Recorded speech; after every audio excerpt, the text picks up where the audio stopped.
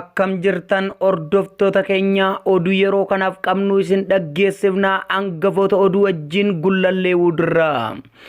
Muddee 2020 injifannoo waboo zoonii lixaa.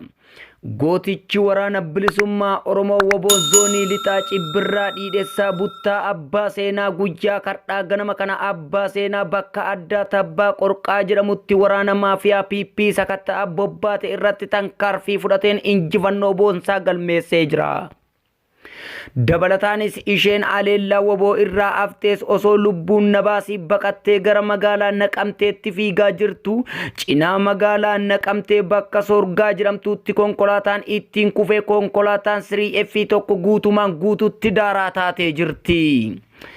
Injifannoo uummata Oromoof gadaan gadaa bilisummaa waboo zoonii lixaa Cibbirraa Dhiidheessaa Buttaa Abbaa Seenaa injifannoo waboo zoonii Kibbaa Irree fi gaachenni uummata Oromoo waboon godina Gujii lixaa aanaa Bulee Horaa ganda Roogichaa iddoo addaa Karoo Adaamaa jedhamutti Cibbirraa madda albuudaa Buttaa Malkaa Soddoo loltuu mootummaa gabroonfataa Itoophiyaa maqaa waboo sakatta'uun bobbaate gaafa guyyaa 5/12/2020 guyyaa keessa sa'aatii 8 tankaarfii irratti fudhateen 2 yoo ajjeesu 8 madoon adabeera lolli hanga bilisummaatti.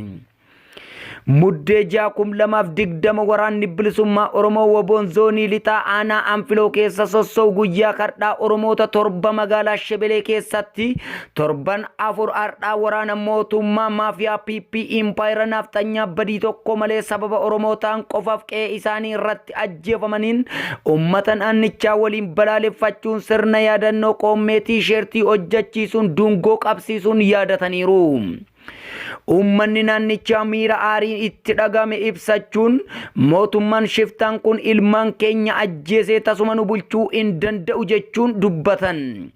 Ajajaan waboo naannichaa Jaalcaalaan gama isaaniitiin Oromoo ta'uu qofaaf ilmaan Oromoo bifa duguuggaa sanyii mootummaa leellistuu sirna bututtuu nafxanyaa kanaan ajjeefaman seenaan yaadatu jechuun gumaa isaanii diina uummata Oromoo ajjeesuun bilisummaa Oromoo ni saffisiisa jechuun waraana nafxanyaa Abiyyiitti dhaadataniiru. Muddee 2020 gootichi waraana bilisummaa Oromoo waboon humna badii kan taate waraana faashintii Koloneel Abiyyi Ahmadiin hoogganamtu kaaba Shaggar Salaalee aanaa Shanootti tankaarfii goonni irratti fudhateen loltoota diinarraa 61 ol yommuu ajjeesu kanneen 57 taatu immoo madoo gochuun akkasumas kaaba Oromiyaa Walloo aanaa Qarxummaa keessatti tankaarfii leencichi bosonaa fudhateen loltoota diinarraa 30 ol yommuu ajjeesu kanneen 39 taatu immoo madoo gochuun adabeera. Achuma aanaa Baateetti tankaarfii goonni fudhateen loltoota diinarraa 18 yommuu ajjeesu kanneen 22 taatu immoo madoo gochuun beekama.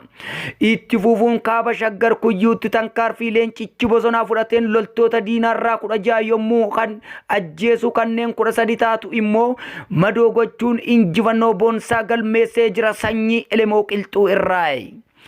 Akeekkachiisa Biraanuu Oolanii 8 jedhama sabbataa jiraata dhalootaan godina Wallaggaa baa'een bantuu basaasaa fi gadduu akkasumas hidhamtoota siyaasaa manneen hidhaa garaagaraa keessa jiran irratti ragaa qindeessuu fi ragaa irratti ba'uun adda dureedha. Fakkeenyaaf hidhamtoota siyaasaa godina addaa naannoo Finfinnee Dallaa keessatti hidhamanii jiran keessaa Amaanu'el Zariyuu fi Geediyoo irratti ragaa sobaa ba'ee jira. Abbaan isaa Oolanii 8 basaasa jiraattota eebbantuu fi qabsiisaa jirudha. Qeerroonis quba qabaadhaa, hawaasnis quba qabaadhaa, deebiin itti ni laatamaaf. Qaroos gamnas ta'uu qabna. Yeroo warri paartii badhaadhinaa ABO'tti duulan akka ABO irraa harka isaanii kaafatan itti himuu hin dhiifnu. Diina birattis isaan banga dantaa Oromoo maqaa waamanitti akkuma ABO'tti yookaan immoo akka bakka bu'aa ABO'tti ilaalamu. Ganfaa ABO'n injirre isaanumatu waan ABO irra ga'u mara dhandhamachuuf deema. Kana hubachiisuun barbaachisaadha yeroo isaan dantaa Oromoo dabarsanii isaan saaxiluu hin dhiifnu. Gama kaaniin waan isaan Oromoo ta'aniif yookaan maqaa Oromoo qabataniif yeroo diinni isaanitti duultu immoo callifne in ilaallu. haleellaa diinaa isaan irraa ni qolanna waan irratti adda taaneen qabaannus yeroo diinni isaan cabsu hin cal'ifnu isaanis kana gochuu akka qaban ni gorsina abaawoon irkoo gaafa rakkootii diina isaan irraa ni lolla kana beekuu qaban akka beekaniifis hojjechuu qabna oromummaa keenya cabsuu kanneen aggaman maraa ofirraa ni qolanna Soomaaliyaa keessatti waraanni Itoophiyaa walii garagalee wal haleele kunis ilmaan Tigree maqaa juuntaa iksisuuf yaalan isaan dursanii waraana itti banan odeessi jedhu dubbatamaa jira hordoftoota keenya balbaloomina oduu kana deddeebisnee kan isin biraan geenyu gullallee udirraa gamanumaan oraa bulaa like share subscribe gochuun nu cinaa dhaabbadha